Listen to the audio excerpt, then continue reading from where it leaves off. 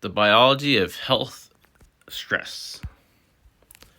So, what was the problems that these two articles brought up? Well, one of the problems was whether stress had a positive or a negative effect on performance. And then, does our evaluation of that stress, how does that affect our performance? And lastly, in what ways does stress affect our performance?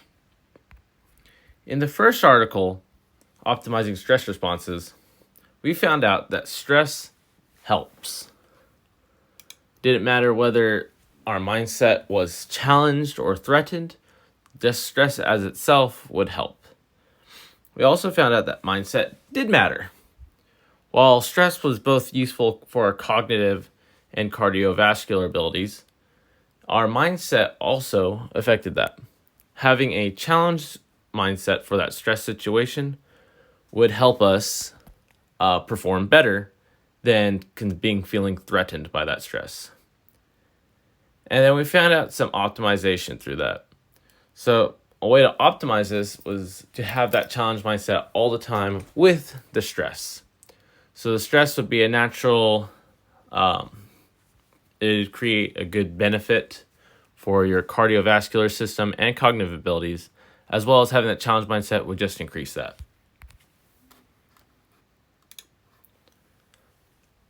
So on our second article, the role of stress mindset, we found out that stress, when in a threatened mindset, lowers our cognitive abilities and cardiovascular.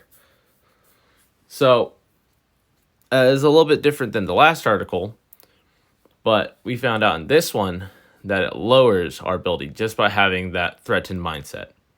But we also found out very similarly that stress with a challenge mindset is still enhancing. And then another thing we found out was the after effects. Going into a situation with that challenging mindset always increased the performance. After that performance was affected, normally it would be stabilized or be better afterwards. If you went in with the threatened mindset, then cognitive performance and cardiovascular performance would just decrease after the situation left.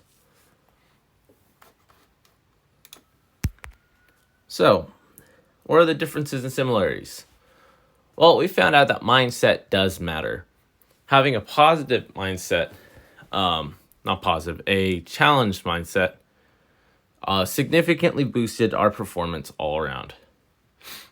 While having a negative mindset generally decreased it, but in the first article, they said that just the stress by itself was helpful and that it was more effective to have that stress there than not.